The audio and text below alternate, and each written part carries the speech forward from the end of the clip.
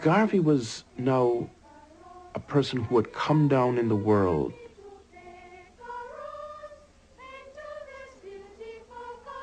And Garvey would be followed by children on the street, and they would heckle him, and Garvey felt very humiliated by this.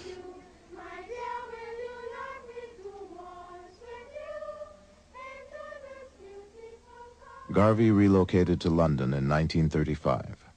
For a time, he had regular speaking engagements and managed to publish a newspaper. A handful of UNIA members, including Jacob Mills, migrated to Liberia on their own. But without Garvey's strong hand, his hundreds of thousands of followers in the United States dwindled to a small band of the faithful. The men folk, if they had your names and everything, and you are a member of the UNIA, you'd lose your job. So you had to meet in disguise. That was one of the reasons why the Garvey movement was so thorough in being broke up.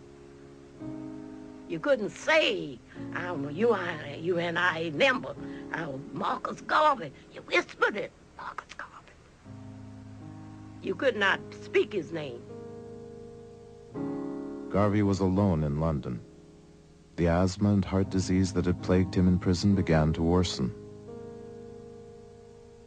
Garvey had a stroke in January of 1940, and he becomes incapacitated.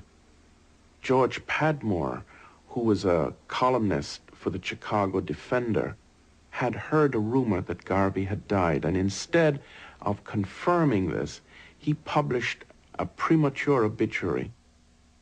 The obituary described Garvey as a man whose followers had deserted him, a man who died broke, alone, and unpopular. When Garvey reads it, he lets out a loud moan and he collapses. He suffers a second stroke. And next morning, he dies. The date was June 10th, 1940. Marcus Garvey died a forgotten man. But his vision of Africa would influence future generations of what he called the beloved and scattered millions of the Negro race. When Garvey's passionate ideas about black pride and independence finally took hold, he would be revered by many as a prophet and a saint. In death, I shall be a terror to the foes of Negro liberty. Look for me in the whirlwind or the song of the storm. Look for me all around you. In his 53 years, Marcus Garvey never set foot in Africa. I dreamed a dream that he came and I saw him. And he said to me, Barnes, do not be worried,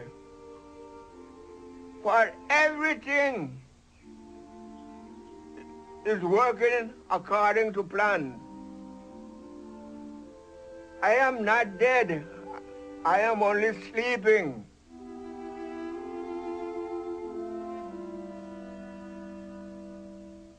The organization left a legacy of I am. Simply, I am. With no apology. I am. We had never had that up to that time.